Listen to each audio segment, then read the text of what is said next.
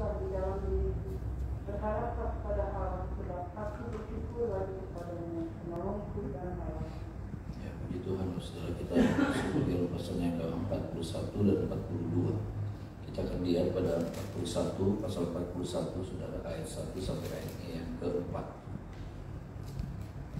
Sama-sama kita baca ayat ini, saudara, ayat 1 sampai ayat yang ke-4. 1, 2, 3. Untuk pemimpin biduan, Mazmur Daud. Berbahagialah orang yang memperhatikan orang lemah. Tuhan akan meluputkan dia pada waktu celaka. Tuhan akan melindungi dia dan memelihara nyawanya, sehingga dia disebut berbahagia di bumi. Engkau akan membiarkan dia dipermainkan musuhnya. Tuhan membantu dia di ranjangnya waktu sakit. Di tempat tidurnya engkau pulihkannya sama sekali dari sakitnya. Amin. Saudara, kalau saudara melihat, saudara, ya, ayat 2 dimulai dengan kalimat berbahagialah orang yang memperhatikan orang lemah. Berbahagialah orang yang memperhatikan orang lemah. Saudara, dalam kenyataan pasal 41 sebetulnya Daud lagi mengungkapkan bahwa saat itu dia lagi dalam keadaan sakit, dalam keadaan lemah, ya. Saudara, dan yang terjadi adalah bagaimana orang-orang di sekitar Daud ketika menyadari melihat Daud dalam kondisi yang lemah, sakit, ya saudara, dan mungkin sakitnya agak parah, ya saudara. Karena saya melihat pasal 41, 42, Daud masih menggambarkan kondisi yang seperti itu, kondisi yang lemah karena penyakit. Dan dalam kondisi yang seperti itu, saudaraku, Daud melihat, ya, Daud melihat bahwa ternyata ada banyak orang-orang yang mensyukuri gitu.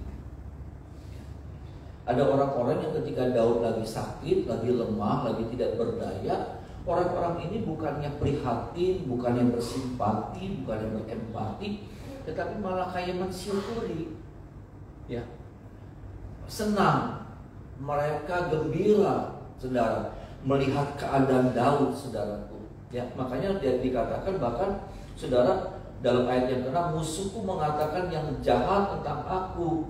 Bilakah ia mati dan namanya hilang lenyap? Orang yang datang menjenguk berkata dusta, hatinya penuh kejahatan, lalu ia keluar menceritakannya di jalan. Orang datang, ya sudah, tapi maaf, dengan sebuah kemunafikan.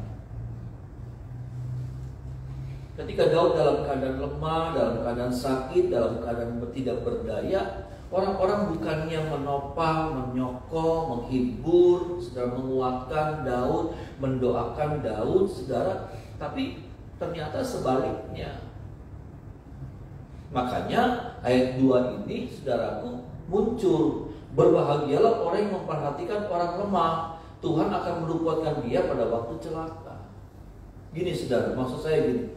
Daud, saudara, Daud yang saya mau bilang, saudara, ya, nggak menang sendiri, gitu, saudara, ya. Artinya begini, ketika dia melihat ada kawannya, ada sahabatnya, bahkan musuhnya, karena kita melihat waktu Saul meratap, Daud merasa sedih. Itulah sebabnya saya bilang Daud nggak menang sendiri. Artinya begini, hukum yang Daud ajarkan, saudara, ya, berbahagialah orang yang memperhatikan orang lemah, karena memang Daud melakukan, gitu.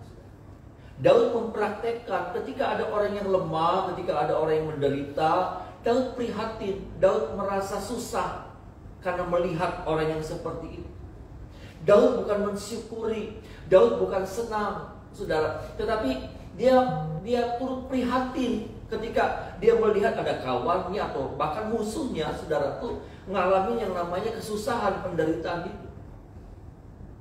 Itulah sebabnya Daud ajarkan ini, saudara, jangan, orang tuh harus seperti ini. Berbahagialah orang yang memperhatikan orang lemah, Tuhan akan meluputkan dia pada waktu celaka. Kenapa? Karena Daud sudah mempraktekkan itu.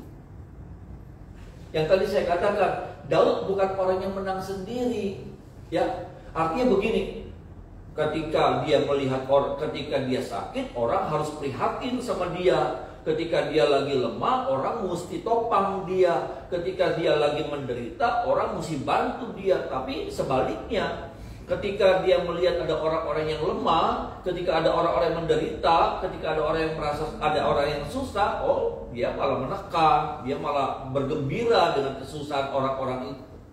Enggak.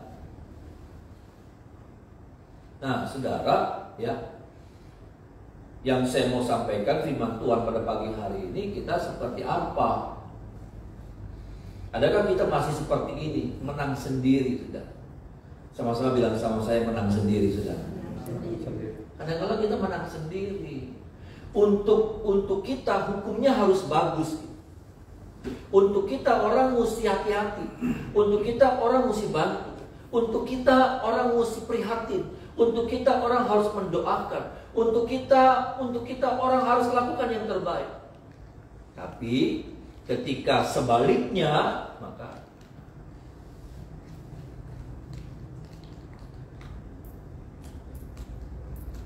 ya, saudara. Dan itu ada kok sama kita, saudara. Itu seringkali jadi budaya kita.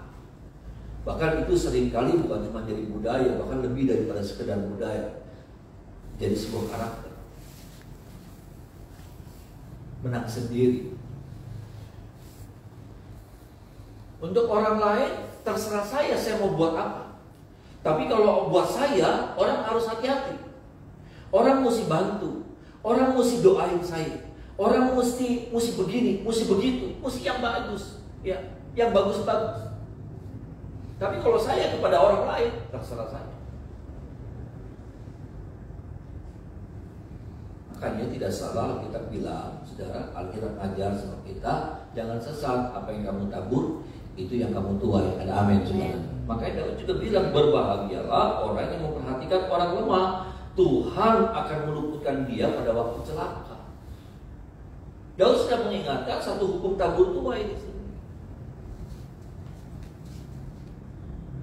Bahwa hidup ini adalah tabur tuai. Hidup ini suka atau tidak tabur tuai. Apa yang kita tabur, nanti kita akan tuai. Kalau kita memperlakukan orang seperti itu dengan seenaknya, saudara, maka jangan heran nanti akan terjadi juga sebaliknya menimpa kita. Ini, saudara, ya. Nah, biarlah firman pagi ini, saudaraku, ya, sederhana, tapi ternyata yang seperti ini, saudara, ini jadi gaya kita. Ini jadi kebiasaan kita. Bahkan yang tadi saya katakan, ini jadi budaya, bahkan jadi karakter kita. Bahwa kita suka kita diperlakukan yang baik sama orang, tapi ketika kita memperlakukan yang kepada orang lain, enggak. Terserah seenak kita. Orang mesti hati-hati sama saya. Orang mesti hati-hati sama saya. Tapi ya terserah saya, terserah saya kalau sama orang lain. Orang mesti jaga perasaan saya. Orang mesti jaga perasaan saya. Ya, ngomong, bersikap, bertindak, ya saudara, mesti hati-hati. Tapi kalau saya, terserah saya. Kamu singgungnya terserah, kamu mau marah ya terserah, kamu mau apa ya terserah. Gak bisa, saudara. Hidup gak kayak gitu. Hidup bisa terserah kita. Tapi maaf, saudara, di balik semuanya ada satu hukum yang sepertinya gak kelihatan, ya saudara. Tetapi hukum ini berlaku. Bahwa apa yang kita tabur, itu yang kita. Makanya Daud bilang, berbahagialah orang yang memperhatikan orang yang lemah. Daud lagi nyindir nih, Daud lagi nyinggung orang-orang yang datang. Tapi kemudian apa? Mengejek Daud atas kesakitannya. Berharap kematian Daud. Mati.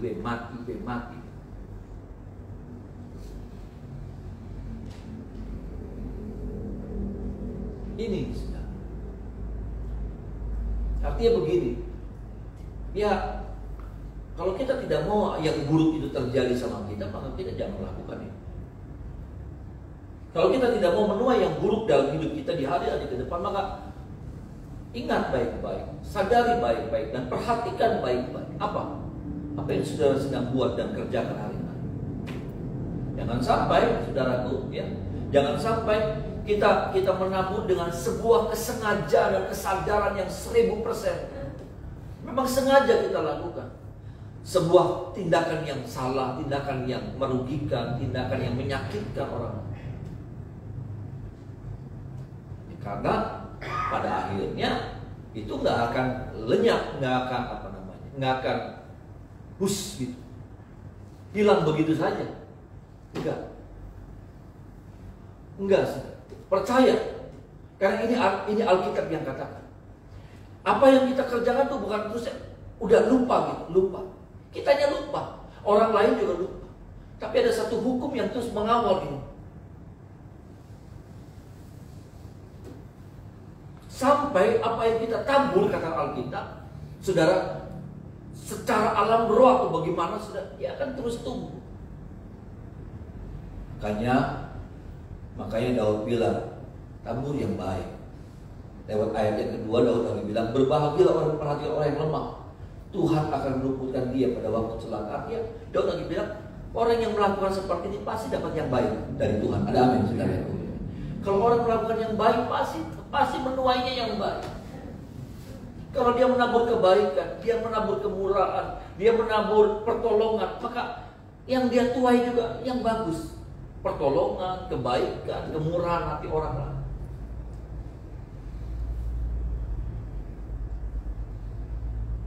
Tanpa kita sadar, saudara, kita sedang membangun celaka di hari depan. Ini firman buat saya dan saudara. Tanpa kita sadar, kita sedang merancangkan, saudara, kita sedang membangun sebuah hari yang buruk buat kita. Hari celaka buat kita. Pada waktu kapan? Pada waktu hari-hari ini kita mengerjakan hal-hal yang sembarangan.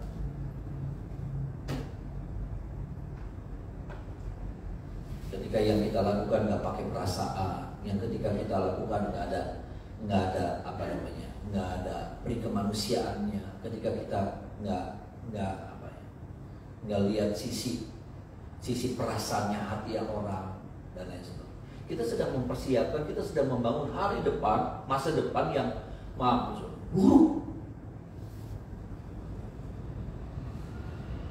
Percaya, waktu kita melakukan hal-hal yang sembarangan dalam hidup ini, percayalah kita sedang mempersiapkan, kita sedang membangun satu hari yang kita akan jumpai nanti.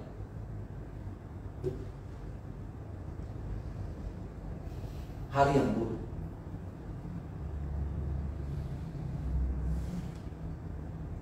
Daud, saya melihat begini. Daud, dia menabur yang baik. Ada orang susah, dia turut prihatin. Ada orang menderita, bahkan musuhnya. Dan kalau saudara melihat akhir hidup Daud, keren. Hari tuanya Daud sampai matinya, Daud menikmati kebahagiaan. Masa tua Daud bukan masa tua yang sengsara menderita. Tapi masa tua yang dipelihara dengan kasih anugerah Tuhan. Kenapa? Enggak sembarangan, enggak terjadi dengan begitu saja. Semua orang juga pengen begitu, sudah menikmati masa tua, menikmati hari-hari yang dimana enak itu. Enggak semua. Kenapa? Sekali lagi maaf, saudara dan saya harus dengar pesan firman ini. Perhatikan apa yang kita tabur hari-hari. Jangan sampai kita menabur yang buruk-buruk. Kita menabur yang jelek-jelek. Ya, nanti di mana masa tua kita akan menuai yang jelek-jelek. Kita menabur semak duri. Kita bukan menabur gandum, kita bukan menabur buah zaitun, benih zaitun, bukan menabur saudara yang baik. Tapi kita menabur yang buruk-buruk, kita menabur semak duri. Pada akhirnya semak duri itu akan muncul tumbuh. Suka atau tidak, Tuhan akan bilang sama kita begini, Tuhan akan bilang sama saya begini. Tuhan, ini bukan berlaku buat saudara saja, ini berlaku buat saya, kita semua. Tuhan satu saat akan bilang sama kita, Tuhan, atas apa yang kamu tabur hari ini masa penuaian. Tuhan, apa yang kita bisa nikmati dari semak belukar? Apa yang kita bisa nikmati dari semak duri? Apa? Itulah sebabnya sama-sama kita diingatkan. Ada amin, saudara. Untuk kita menabur yang baik. Ada amin, saudara. Sehingga suatu saat, saudara, satu saat kita akan menuai. Tuhan akan bilang, Tuhan, Tapi yang kita akan tuai keindahan. Ada amin, saudara. Yang kita tuai adalah sesuatu yang nikmat. Tolong kita, saudara. Pasal yang ke-42.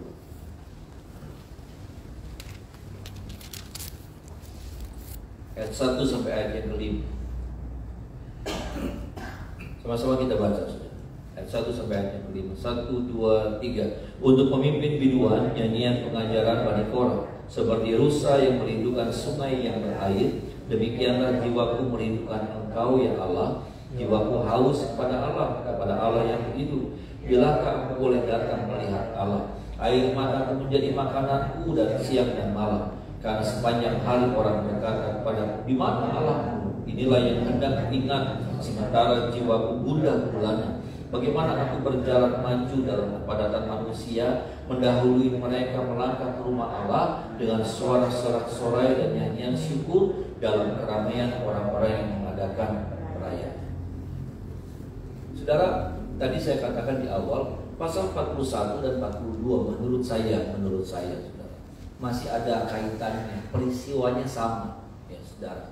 Ya, apa yang melatar belakangi pasal 41 dan 42, saudara harus tahu bahwa pasal per pasal itu beda. Bahkan ayat per ayat juga kadang-kala sudah beda masa, sudah beda kejadian, saudara. Bisa jadi seperti itu. Ya, mungkin per perikop gitu ya, saudara, atau bagaimana. Ya, memang dalam penulisan Alkitab sebetulnya tidak ada pasal per pasal, saudara. Tidak ada pasal per pasal. Dan yang menurut saya pasal 41 dan 42 ini yang melatar belakanginya masih sama. Apa? Sakitnya Daud. Saudara, sakitnya Daud yang jadi latar belakang penulisan pasal 41 dan 42, saudara. Dan dalam keadaan yang menderita, dalam keadaan yang sakit, saudara, Daud bilang seperti rusa yang merindukan sungai yang berair. Demikianlah jiwaku merindukan Engkau ya Allah. Ya, jiwaku haus kepada Allah yang hidup. Bilakah aku boleh datang melihat Allah? Ayat yang kelima, inilah yang hendak ingat sementara jiwaku gundah gulana. Bagaimana aku berjalan maju dalam kepadatan manusia, mendahului mereka melangkah ke rumah Allah dengan suara sorak-sorai dan nyanyian syukur dalam keramaian orang-orang mengadakan perayaan. Gini saudara, dalam keadaan sakitnya Daud, saudara, dalam keadaan sakitnya Daud, yang jadi kerinduannya Daud apa? Bukan makan enak lagi, gitu saudara. Kalau kita kan, kalau kita lagi sakit, aduh, nanti kalau sudah sembuh makan enak lah, kayak gitu kan. Nanti kalau sudah sembuh, nanti apa gitu ke Jakarta. Ya. Nanti kalau sudah sembuh, nanti jalan-jalan, ya saudara. Nanti kalau sudah sembuh apa gitu ya saudara, bisa kerja lagi. Enggak, saudara. Tapi yang jadi kerinduannya Daud apa saudara? Dia cuma membayangkan begini, kalau saya sembuh, saya bisa menikmati lagi datang ke rumah Tuhan. Gitu. Keren. Makanya ayat yang kelima bilang, inilah yang hendak ingat sementara jiwaku gundah gulana. Bagaimana aku berjalan maju dalam kepadatan manusia, mendahului mereka melangkah ke rumah Allah. Daud lagi ngebayangin itu. Biasanya kalau waktu dia sehat, dia sama-sama berbondong-bondong orang-orang datang ke bait Allah untuk beribadah kepada Allah. Tapi karena sekarang tubuhnya terikat sama penyakit, maka dia udah nggak bisa, nggak mampu. Makanya itu yang menjadi kerinduannya Daud. Sembuh, saya pengen datang lah. Ibadah buat Daud sudah jadi sebuah kenikmatan.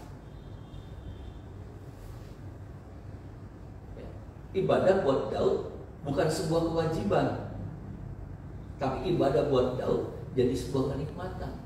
Saya berdoa, saudara, saya dan saudara menjadikan ibadah jadi sebuah kenikmatan. Ada amin, saudara? Ya, yang nggak usah dipaksa. Karena berapa banyak orang ibadah masih harus dipaksa. Bahkan waktu dia sakit, kenapa dia sakit? Supaya diingatkan. Tuhan ingetin dia. Sampai supaya urusan ibadah, supaya Tuhan ingetin, supaya orang ini beribadah. Sampai apa? Dibikin macet usahanya. Supaya apa? Cuma satu tujuannya. Supaya orang ini datang lagi sama Tuhan. Parah kan? Maaf Ustaz. Parah. Dibuat sakit Saudara, sampai kemudian dia menyadari, oh iya, hidup itu butuh berharga. Hanya karena kemurahan Tuhan saya sehat. Diingatkan. Sampai segitunya. Untuk orang disadarkan untuk datang sama Tuhan. Sampai apa? Dimacetin usahanya. Maaf nih saudara, ada orang pendeta-pendeta sedang bilang pun, jahat banget Tuhan. Bukan jahat kalau Tuhan buat itu sama saya dan saudara. Itu karena dia sayang sama kita. Ada amin saudara. Alkitab bilang kalau ada anak yang dibiarin dia buat jatuh, itu anak gampang. Anak gampang itu anak apa itu? Bukan anak bener.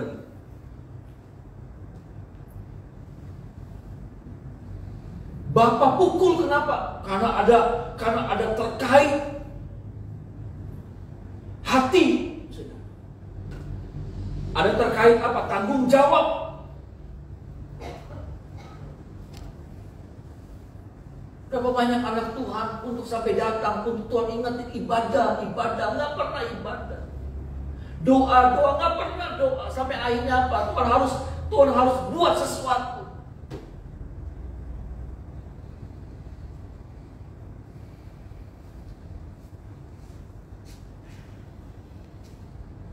Ya, kalau kita mau jujur, kita bisa datang pagi ini, ya itu hasil dari teguran Tuhan, saudara. Kalau kita mau jujur, ya, ada aja, ya, ada cerita yang latar belakangi. Kalau saya mau jujur, doa pagi ini bisa ada karena teguran Tuhan kepada saya. Tuhan marahin saya, ya, tahun berapa? Tahun 2005. Ya, tahun 2005 Tuhan ingatkan saya, saudara. Tuhan marahin saya. Tapi kemudian doa pagi ini muncul, ada hadir.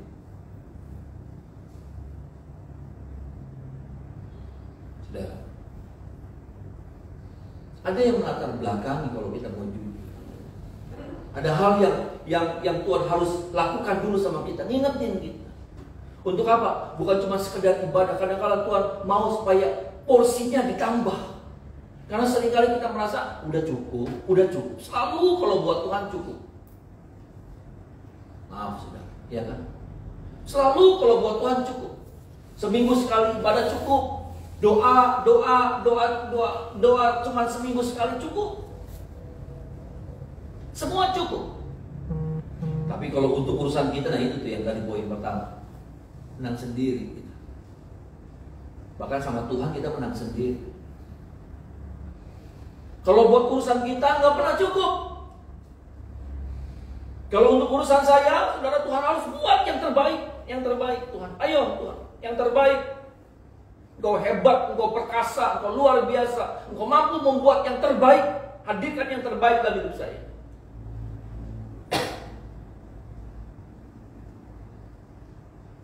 Jadi menang sendiri kita. Tolong kita ya saudara, supaya ibadah jadi sebuah kenikmatan. Ada amin saudara. Berdoa, saya juga berdoa saudara, supaya doa itu jadi apa, ibadah saya sama Tuhan bukan lagi apa ya, tapi jadi sebuah kenikmatan. Saya rindu, itu belum saudara, tapi saya sedang menuju ke sana. Saya pengen seperti itu, kayak orang pacaran saudara. Kayak orang pacaran saudara, itu nggak ada paksaan. Bahkan kalau nggak ketemu, aduh rasanya kayak pribadi. Kayak ada sedeng ada edan dikit, ya kan? Error. Ada hasrat yang kuat gitu. Kita berdoa saudara. Kenapa? Karena hati yang seperti ini datangnya dari Tuhan. Ada amin saudara. Hati yang seperti ini nih saudara, datangnya dari Tuhan. Bukan dari kita sendiri, enggak.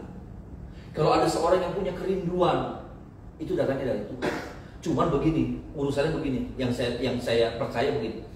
Tuhan taruh, Tuhan kasih hati, tapi ada orang yang merespon, ada orang yang buang.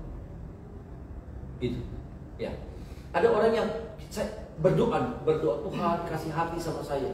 Tapi ketika Tuhan kasih, dia buang, dia singkirin. Ternyata nggak menguntungin, atau ternyata nyita waktu. Tapi ada orang yang respon.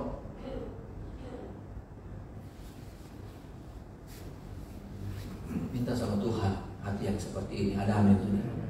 Hati yang rindu itu, saudara. Hati yang menjadikan ibadah itu kenikmatan. Doa kenikmatan. Kayak Daud, terhubung sama Tuhan sebuah kenikmatan. Saya suka bingung kalau sudah bayangkan Daud nih, sudah Daud kan sibuk banget harusnya, tapi enggak. Kenapa? Karena passionnya Daud ini sama ibadah. Makanya apa? Dia bilang begini, 7 kali dalam sehari aku memuji-muji Engkau. Satu hal telah aku minta kepada Tuhan, itu yang aku ingin, diam di rumah Tuhan seumur hidup. Passionnya Daud nih, saudara, bukan politik. Passionnya Daud nih bukan strategi perang, enggak. Passionnya Daud nih, saudara. Tapi kalau saudara lihat, kayaknya gitu, kalau kayaknya jadi kayak semuanya terbengkalai. Kenapa? Waktu-waktunya Daud banyak habisnya buat Tuhan. Waktu-waktunya Daud nih banyak habisnya duduk lendotan sama Tuhan, ulang sama Tuhan. Kalau sudah lihat nih, sudah ya menulis mazmur, nanti datang ke rumah Tuhan. Aduh, jadi saya melihatnya ya, saya nggak tahu dari sisi teologianya orang-orang teologi yang melihat, tapi saya melihatnya waktunya Daud banyak habisnya duduk di bawah kaki Tuhan, nulis mazmur, nyanyi. Daud kayak gitu. Tapi saya mau bilang begini, pemerintahannya gagal nggak?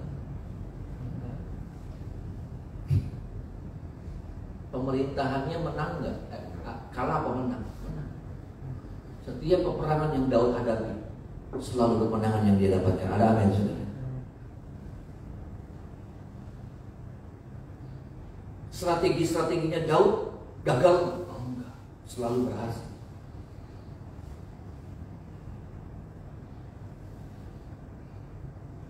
Ibu saudara, jangan lagi jadikan ibadah jadi sesuatu yang apa ya,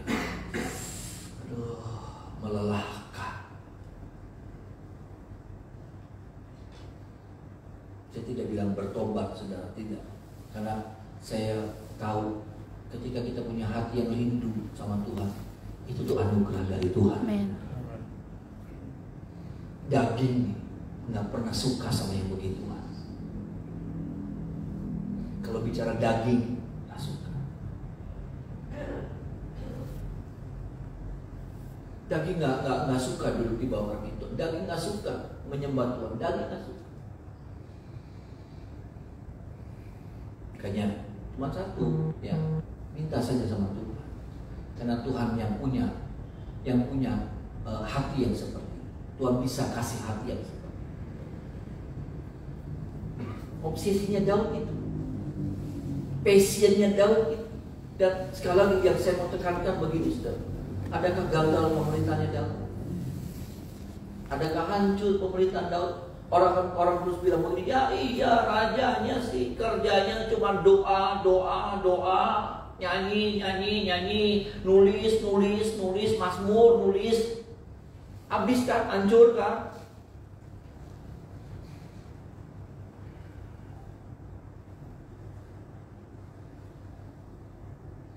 Ada raja, saudara. Ada raja yang kehilangan istrinya, saudara. Ada raja yang kehilangan istrinya dan dia sangat sedih sekali. Sampai karena dia sayang sekali sama istrinya. Lalu kemudian saking cintanya dia wujudkan itu dengan membuat makam buat istrinya. Saudara, dia habisin, saudara. Dia habisin bohongnya istrinya. Hampir sama kayak Daud. Ya, kalau Daud buat Tuhan, tapi kalau ini raja ini buat istrinya. Tapi dia bangun satu istana buat makam istrinya, yang kita kenal dengan nama Taj Mahal. Ya, Taj Mahal itu kuburan makam dari seorang yang sayang banget sama istri, raja yang sangat sayang sekali sama istri, Taj Mahal. Tapi sudah tahu, selesai pembangunan, bahkan waktu pembangunan itu kerajaannya sudah terseok-seok. Kenapa? duitnya habis sudah. Duitnya habis buat bangun Taj Mahal. Sampai kekuatan perangnya jadi lemah dan semuanya jadi habis. Itu habis kalau perang saudara di antara mereka. Kenapa? Karena rajanya udah gak fokus lagi sama pemerintahan. Rajanya udah gak fokus sama politik. Ya, bangun kekuatan perang. Fokusnya sama apa? Sama istrinya yang mati, bangun, kerjanya cuma itu, terus ngawasin pembangunan.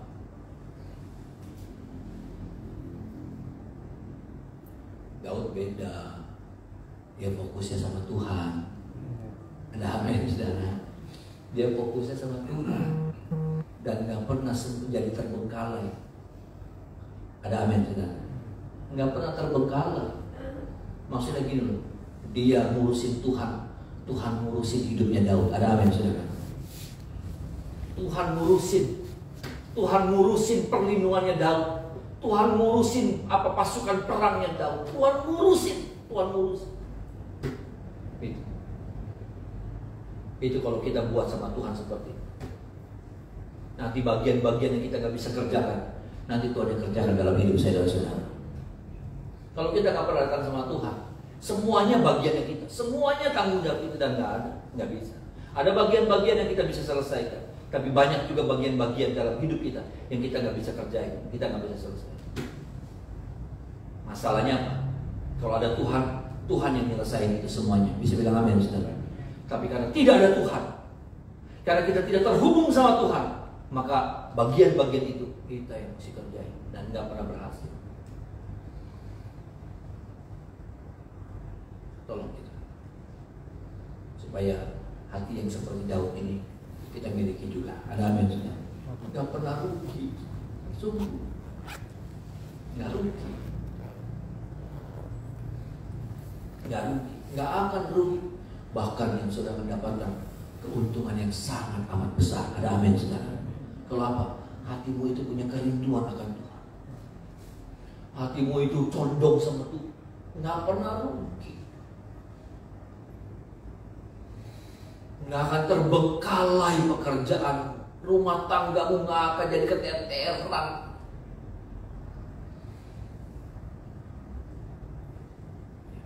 Ada orang bilang begini, itu ada pendeta pelayanan terus.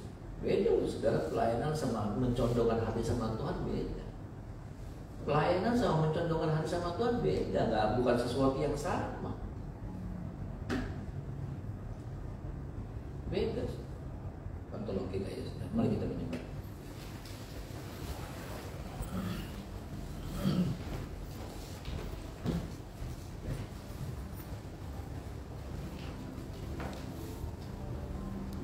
Naikkan pujian yang tak bisa.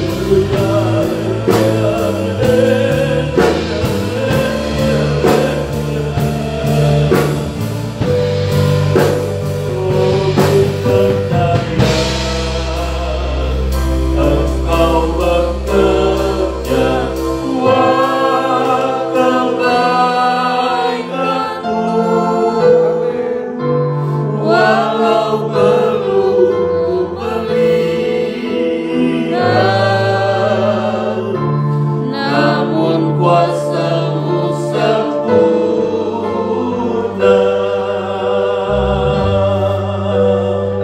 Ku percaya pasti Tuhan